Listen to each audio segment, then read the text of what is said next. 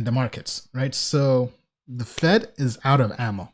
So we're going to cover how they cut interest rates to zero, the global recession that we think is coming, and then does crypto even have a use case? Because Bitcoin and crypto and the whole safe asset narrative is really in question because crypto and Bitcoin has been following, for the most part, the markets. So Bill, our expert, what's your take on this? Okay, so let's start with the scarier news.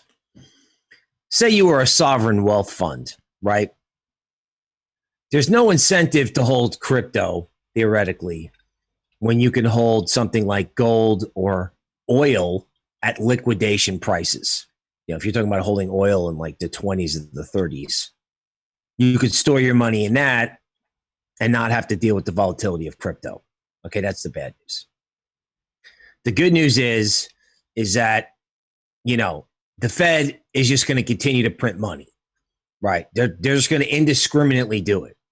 Now, I don't understand how that's going to help if everybody has to stay home. And I don't understand how that's going to help.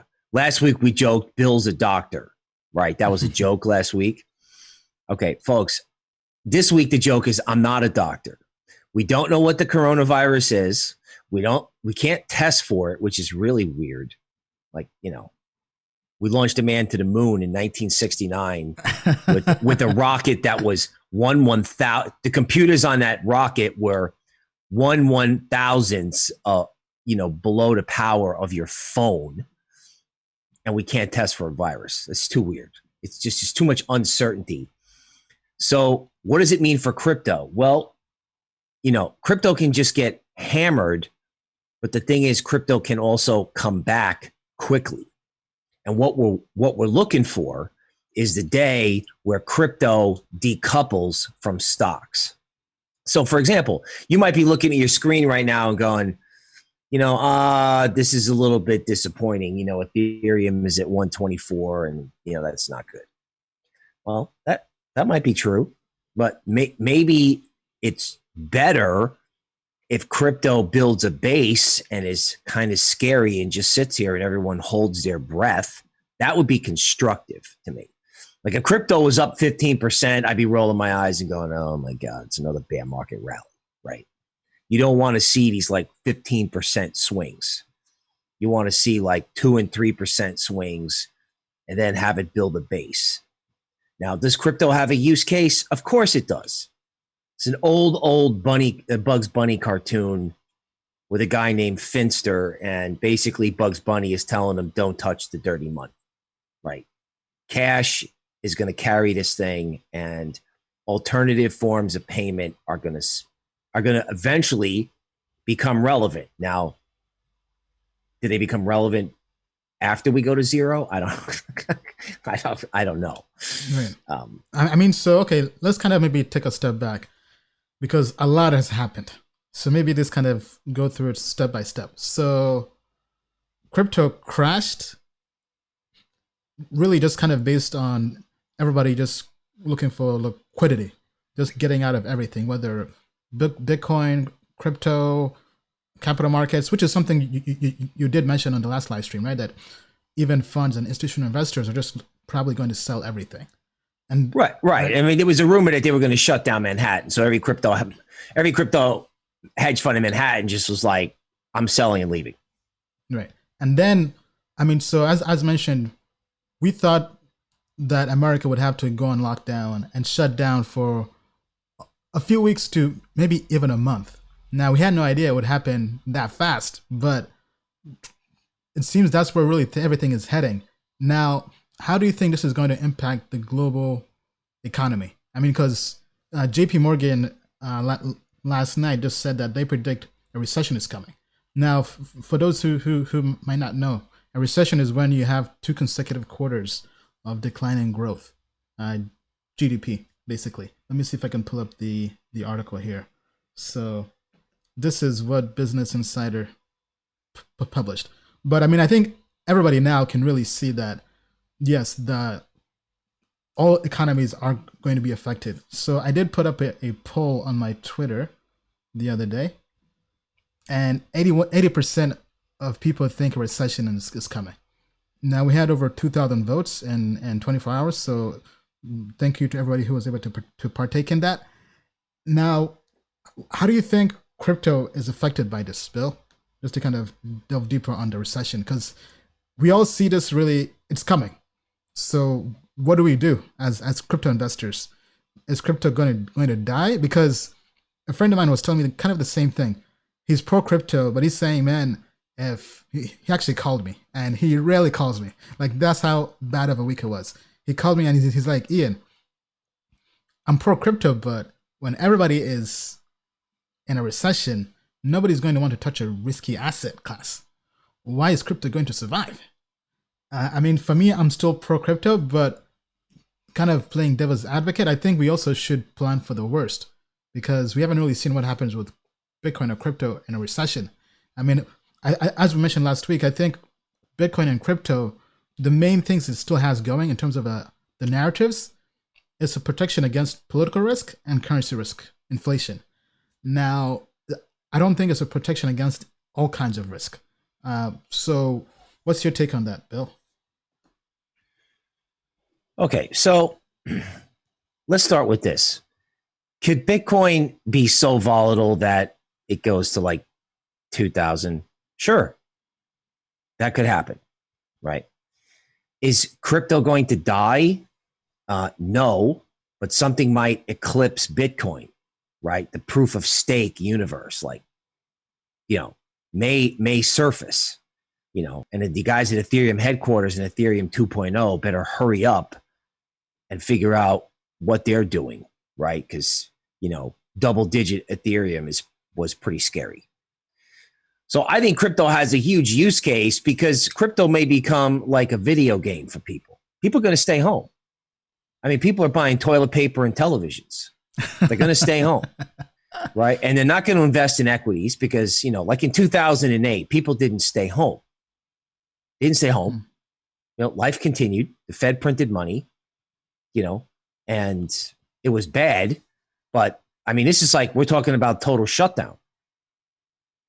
Right. Right. So, I mean, if you're talking about, and the way I say it is, it's a supply chain disruption, right? Either goods don't move between places or people don't move between places. And our world is not equipped. The human race is not equipped for supply chain disruption. You are used to, oh, wait, I'm out of groceries. Oh, I go to the grocery store and there are groceries at the store. I'm not standing in line waiting for a National Guard or UN relief truck.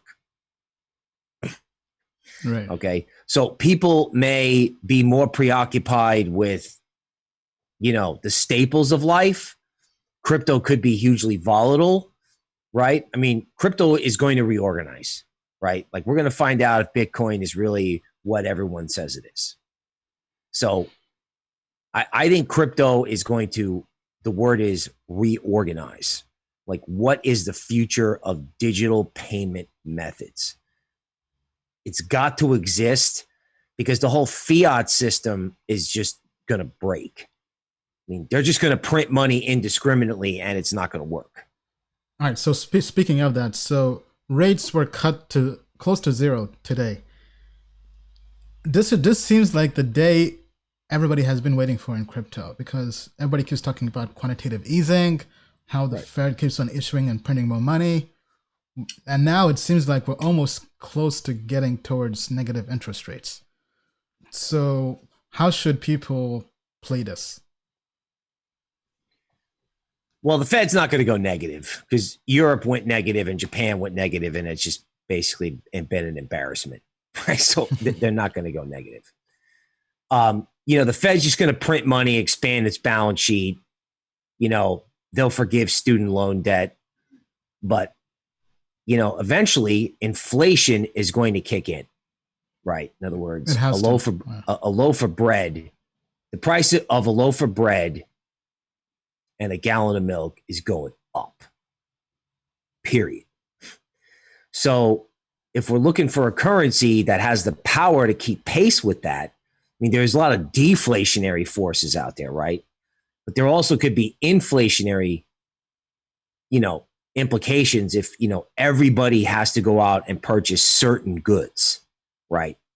because of the supply chain disruption. This is what no one is talking about inflation at the consumer level. Like, no, everyone just thinks because it's a business recession that you can't have what they call stagflation in an economics book. You can look it up. What's right? stagflation? Well, stagflation is a recession with negative growth with inflation, kind of like Venezuela light. Right. So, what are businesses going to do to get people out? Like, what are they going to do? They're going to say, "Oh, we're taking Bitcoin," or they're going to try to do something to get somebody excited, right? So, right. I just think with all this happening, yes, you can have ridiculous price movements. We've had them, right? No one really wants to buy crypto at the institutional level. We're back to where we were in 2018, where they've just emptied everything out. Right. So, now what comes to mind right now is, obviously we aren't really economists per se, but I think if inflation starts to hit, which seems like we're heading towards that way, I think that's when Bitcoin and crypto will shine. So, I think crypto has a use case. The question is, can people stomach the volatility? Right. I mean, if we got a new low, if there's a new low, or there's a move to like 1,500 or something ridiculous, I don't want to see that, but you're going to have people panic. You're going to have like hodlers panicking below last year's lows, if that even happens. Man, if Bitcoin goes below 3,000 or even 1,000, I mean, that's the moment everybody has been waiting for to buy. I mean, I know myself, if Bitcoin goes underneath 1,000, I'm going to back up as many trucks as I can and try to scoop up as much Bitcoin as I can. All right. Well, I would caution against that. I mean, we had an internal conversation about what would happen with Ether at 80, and I'd be selling my house to buy it. One guy who I totally respect said that. Mm-hmm. I was like, dude, if Ether is at 80, you're going to be sandbagging the front of your house. This was before the coronavirus, right? So, it's like we're basically there. I think if Bitcoin is triple digits, then something has replaced Bitcoin as the thing you want to own. Okay. I mean, so I'll preface that by saying, obviously, I don't mean going all into Bitcoin, obviously diversifying into lots of other assets and cryptocurrencies.